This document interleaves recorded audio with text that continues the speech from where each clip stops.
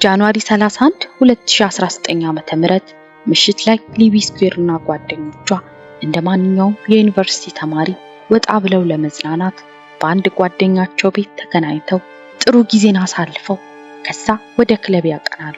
የመጨረሻ ምሽቷ እንደሆነ ማታውቀው ሊቢ ግን አስቀድማ ብዙ ጠጥታ ስለነበር ወደ ክለቡ እንዳትገባ የክለቡ ጋርዶች ይከለክሏታል።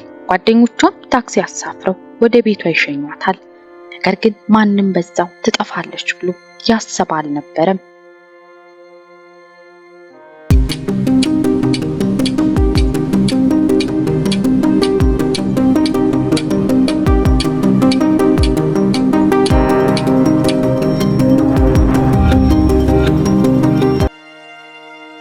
ሊቢ ስኩዌር በእንግላንድ በምትገኝ በአንድ ትንሽዬ ከተማ ነበር ተወልዳ ያደገችው። ሊቢ ለቤተሰቦቿ የመጀመሪያ ልጅ ስትሆን በፍቅር ከሚወዷት እናቷ ሊሳ፣ አባቷ ሩስና ከሶስት ታናናሾቿ ጋር ነበር ያደገችው። የሚያውቃት ሰው ሁሉ ሊቢ ለየት ያለች፣ ለሰው አዛኝ፣ ሩህሩህና ታታሪ እንደሆነች ይመሰክሩላታል። ሊቢ በጣም የምትወዳቸውና አብራ ጊዜ ማሳለፍ የምትመርጣቸው ጓደኞች ነበሯት። ሊቢ አዘውትራ ስለ ወደፊት ህይወታቸው ትዳር መስርቶ ስለመኖር የምታስበው የረጅም ጊዜ ኮንሮ የሚባል ፍቅረኛም ነበራት። ሴፕቴምበር 2018 ዓ.ም የ21 ዓመቷ ሊቢ የፍልስፍና ትምህርቷን ለመቀጠል ወደ ምትወደው ሃል ዩኒቨርሲቲ ትመለሳለች። ሊቢ የጠፋችበት የዛን ቀን ምሽት ማለትም ጃንዋሪ 31 2019 ምሽት እሷና ጓደኞቿ እንደማንኛውም የዩኒቨርሲቲ ተማሪ ጥሩ ጊዜን በማሳለፍ ላይ ነበሩ። ምንም እንኳን ምሽቱ በበረዶ የተሸፈነና ድቅድቅ ጨለማ ቢሆንም እነሱ ከመጠጣትና ከመዝናናት አላገዳቸውም ነበር። በከተማው ታዋቂው ከሆነው እና ተማሪዎች አዘውትረው ከሚዝናኑበት ክለብ ከመሄዳቸው በፊት ሊቢና ጓደኞቿ በአንዷ ጓደኛቸው ቤት እየጠጡ የማይረሱትን ምሽት እያሳለፉ ነበር። ከጓደኛቸው ቤት ወጥተው ክለብ እንደደረሱ በጣም መዝናናት የምትወደው ሊቢ መጠጥ አብዝታ ስለነበርና የክለቡ ሕግ ያን ስለማይፈቅድ እንዳትገባ ትከለከላለች። ይህን የተመለከቱት ጓደኞቿም ከምሽቱ 5:26 ላይ ታክሲ አሳፍረው ወደ ቤቷ ይሸኟታል። ነገር ግን ወደ ቤት ትግባ ማናቸውም መልእክት አልደረሳቸውም። ነገሩ በመጀመሪያ ሊቢ ቤቷ በሰላም የገባች ብመስልም ከጓደኞቿ አንዷ የሆነችው ኤሚሊያ ቤት መግባቷን ለማረጋገጥ መልእክት ልካ የነበር ቢሆንም መልስ ግን አላገኘችም ነበር። የታክሲ አሽከርካሪው እንደተናገረው 5:29 ላይ የቤቷ በር ላይ እንደደረሰች ነበር። ነገር ግን የአካባቢው ነዋሪዎችና የመንገድ ላይ ካሜራዎች እንደሚያሳዩት ከሆነ ሊቢ ከጥቂት ደቂቃዎች በኋላ ቤቱን ጥላ መውጣቷንና ብቻዋን መንገድ ላይ እየተንቀሳቀሰች ነበር። ሊቢ እዛው መንገድ ላይ ያለች 5:39 ላይ ሁለት መንገደኞች ወደሷ ቀርበው ሊረዷት ቢሞክሩም እርዳታ እንደማያስፈልጋትና ብቻዋን እንዲተዋት ነግራ ትለያቸዋለች። ከደቂቃዎች በኋላ የመንገድ ላይ ካሜራዎች እንደሚያሳዩት አንድ መንገደኛ መንገድ አቋርጧት ያልፋል። ግን ያ ሰው ተራ መንገደኛ ሳይሆን ያችን ምሽት የመጨረሻዋ ሊያደርግ የወሰነው ፔቭል ሬቪች ነበር። ፔቭል የ24 ዓመት ፖላንዳዊ ስደተኛ ሲሆን ከሚስቱ ከሁለት ትንንሽ ልጆቹ ጋር የሚኖርና አረመኔ ሰው ነበር። ነገር ግን ከላይ ሲታይ ጨዋ፣ ቤተሰቡን የሚያከብርና የሥራ ሰው ነበር የሚመስለው። ሊቢ ከመሰወሯ በፊት ፔቭል ብዙ የፈጸማቸው ትንሽ ማይባሉ የወንጀል ታሪኮች ነበሩት። 5:59 ምሽት ላይ ሊቢ ብቻዋን ወክ እያደረገች እያለ በሷ በተቃራኒ መንገድ ላይ አቋርጧት ያለፈው ፔቭል እየተከተላት ነበር። ታዲያ ብዙም ሳይቆይ ፔቭል ሊቢ ወዳለችበት መንገድ ያቋርጣታል።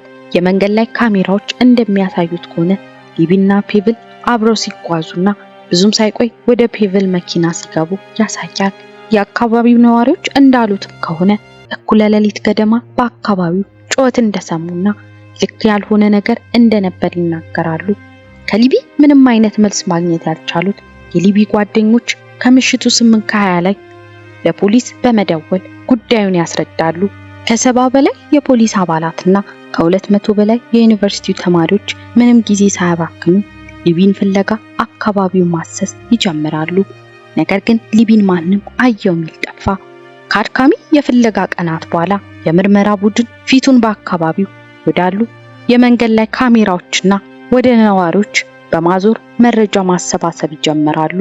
ከታክሲ ወርዳና ብዙም ሳትቆይ ተመልሳ መውጣቷንና 6:08 ላይ ለመጨረሻ ጊዜ በህይወት እንደነበረች ያረጋግጣል። የምርመራ ቡድኑ ማስረጃዎችን በማሰባሰብ አጠናክሮ ምርመራውን ይቀጥላል። ፌብሩዋሪ 7 2019 ዓ.ም ቡድኑ ፔቭልን በማሰር ምርመራውን ይቀጥላል። ፖሊስ የፔቭል መኪና ውስጥ ማስኮችን የያዘ ቦርሳ ብሎም አጸያፊ ስራዎችን የሚሰራበትን ማስረጃ በማግኘታቸው ፔቭል ላይ የበለጠ ምርመራቸውን አጠናክረው ቀጠሉ። ነገር ግን ሊቢ እስካሁን አልተገኘችም። ፔቭል ምንም እንኳን የሁለት ልጆች አባትና ባለትዳር ቢሆንም በድብቅ የሚያደርጋቸው በጣም አጸያፊ የወንጀል ታሪኮች እንዳሉት መረጃዎቹ ያሳያል።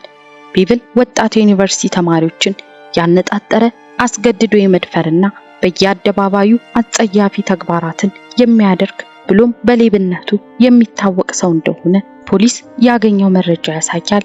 ማርች 20 2019 ዓ.ም ፖሊስ በጊዜ ብዛት የተበላሸ አስክሬን ባህል አካባቢ በሚገኘው ሃምበር ወንዝ ላይ ይገኛል። በመጀመሪያ አስክሬኑ የማን እንደሆነ መለየት ቢከብዳቸውም ብዙም ሳይቆይ አስክሬኑ ከጠፋች 6 ሳምንት የሆናትን የሊቢ እንደሆነ ያረጋግጣል። ነገር ግን እንዴት እንደሞተች የሚያሳይ ነገር ሊያገኝ አልቻለም ነበር።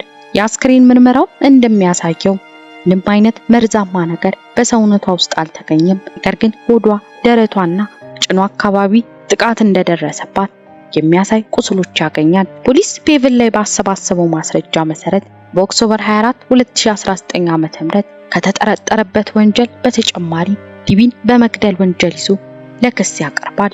በጃንዋሪ 2021 ፔቭል ለፍርድ ይቀርባል። የተሰበሰቡት ማስረጃዎች ከሌሎች አጸያፊ ተግባራቶችና ሊቢ የጠፋች ቀን ከነበረው እንቅስቃሴ በመነሳት በጃንዋሪ 11 2021 ዓ.ም የሰው ነፍስ በማጥፋትና በመድፈር ወንጀል ጥፋተኛ ተብሎ በ27 ዓመት ጽኑ እስራት ተፈረደበት። ውድ ቤተሰቦቼ ለዛሬ ያዘጋጀሁት ቪዲዮ ይህን ይመስል ነበር። እናንተስ በዚህ ታሪክ ላይ ምን ሐሳብ አላችሁ? ሐሳባችሁን ኮሜንት ላይ አሳውቁኝ። ለዚህ ቻናል አዲስ ሆናችሁ ሰብስክራይብ እያደረጋችሁ ተቀላቀሉ። ቪዲዮ ከተመቻችሁ ላይክ በማድረግ እንዲሁም ሼር እያደረጋችሁ ለሌሎች እንዲደርስ አግዙኝ እያልኩኝ በሌላ አዲስ ታሪክ እስክንገናኝ ድረስ ቸር ቆዩልኝ።